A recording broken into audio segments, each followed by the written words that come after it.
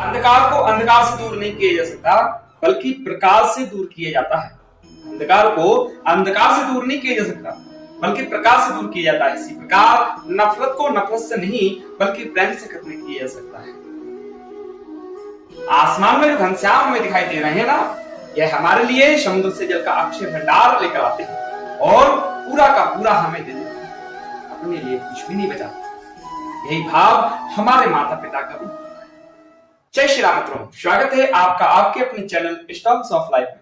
बंधुओं, यह कहानी किसी ने मुझे भेजी है, अच्छी लगी मुझे तो मैं आपके बीच में जो है रख रहा हूं। अगर आपको भी अच्छी लगे तो शेयर जरूर करें। बाशुभाई और बीणाबेन गुजरात के एक शहर में रहते। आज दोनों यात्रा की तैयारी कर रहे थे। 3 दिन की छुट्टी जो मिली थी, पेशे से डॉक्टर थे, लंबा अवकाश नहीं ले सकते थे, परंतु जब भी 2-3 दिन का अवकाश मिलता छोटी छोटी यात्राओं पे चले जाते। आज उनका इंदौर उज्जैन का विचार बना। दोनों जब साथ साथ मेडिकल कॉलेज में पढ़ते थे, वहीं पर प्रेम अंकुरित हुआ था और बढ़ते बढ़ते वृक्ष बना। दोनों ने परिवार की स्वीकृति से विवाह किया। 2 साल हो गए, अभी कोई संतान नहीं, इसलिए यात्रा का आनंद लेते रहते हैं। विवाह के बाद दोनों ने अपना निजी अस्पताल खोलने का विचार किया। बैंक से लोन भी ले लिया। वीणाबेन स्त्री रोग विशेषज्ञ और बासुभाई डॉक्टर ऑफ मेडिसिन है, इसलिए दोनों की कुशलता के कारण अस्पताल अच्छा चल रहा।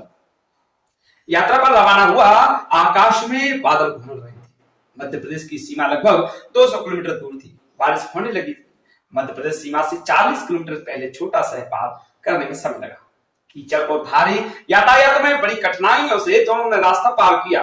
भोजन तो मध्य प्रदेश में जाकर करने का विचार था, परंतु चाय का समय हो गया था। उस छोटे शहर से 5 किलोमीटर आगे निकले और सड़क के किनारे एक छोटा सा मकान दिखाई दिया, जिसके आगे वेफर्स के पैकेट लटक रहे थे। उन्होंने विचार किया कि यह कोई होटल है। बासुभाई ने वहां पर गाड़ी रोकी। दुकान पर गए, कोई नहीं था। आवाज लगाई, अंदर से एक महिला निकल कर आई। उसने पूछा, क्या चाहिए भाई? बासुभाई ने 2 पैकेट वेफर्स के लिए और कहा, बहन 2 कप चाय बना देना, थोड़ी जल्दी बना देना, हमको दूर जाना है। पैकेट लेकर गाड़ी में गए। दोनों ने पैकेट के वेफर्स का नाश्ता किया। चाय अभी तक आई नहीं थी। दोनों कार से निकलकर दुकान में रखी हुई कुर्सियों पर बैठे। बासुभाई ने आवाज लगाई। थोड़ी देर में वह महिला अंदर से आई और बोली, भाई बाड़े में तुलसी लेने गई थी, तुलसी के पत्ते लेने में देर हो गई, अब चाय बन रही है। थोड़ी देर बाद एक प्लेट में 2 मैले से कप लेकर वह आई, गर्मा गर्म चाय लेकर।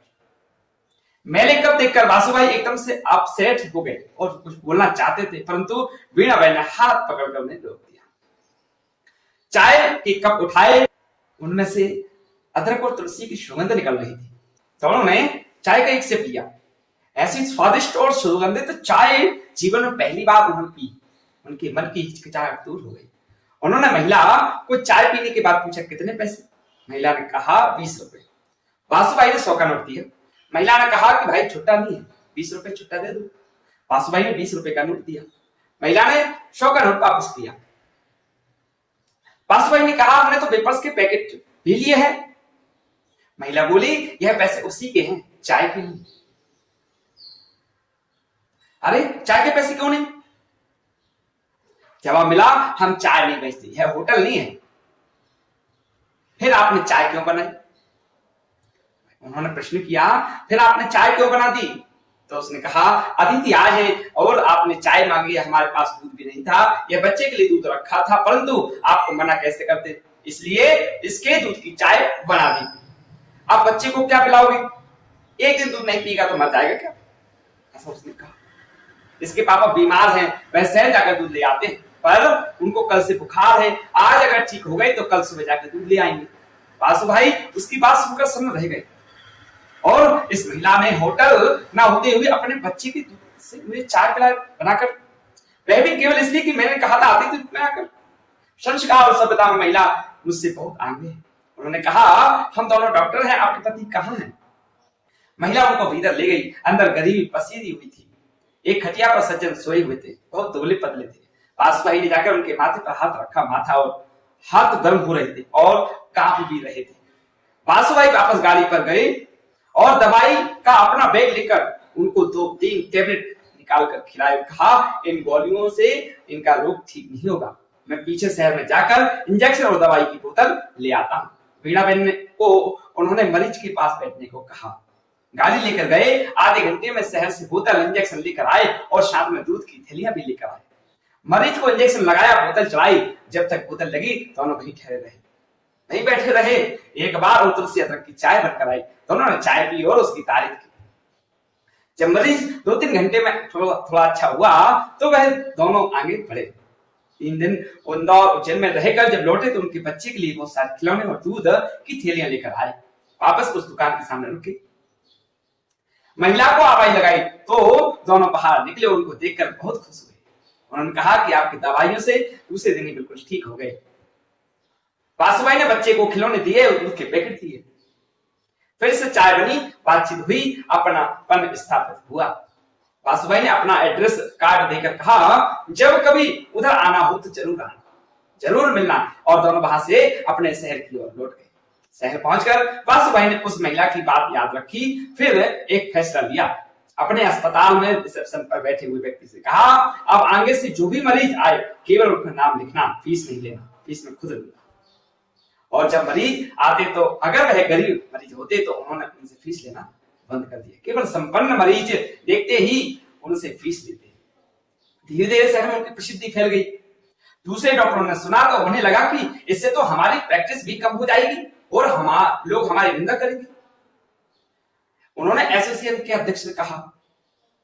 एसोसिएशन के अध्यक्ष डॉक्टर बासुबाई से मिलने आए और उन्होंने कहा कि आप ऐसा क्यों कर रहे हो। तब बासुबाई ने जो जवाब दिया ना, उसको सुनकर उनका मन भी प्रफुल्लित हो गया।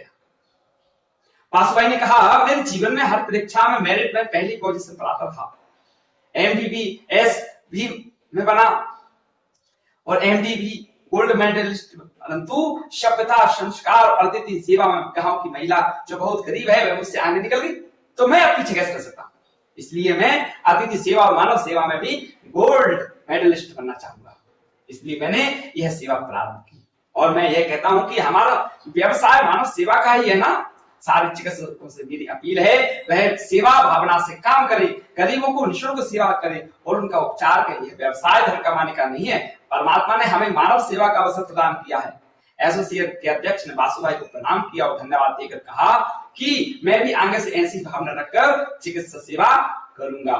कभी कभार ऐसी पोस्ट भी व्हाट्सएप, फेसबुक पे जरिए जो आ जाती हैं, जिनको लोग अनायास फॉरवर्ड कर देते हैं। मुझे अच्छी लगी तो मैंने वीडियो बना ली।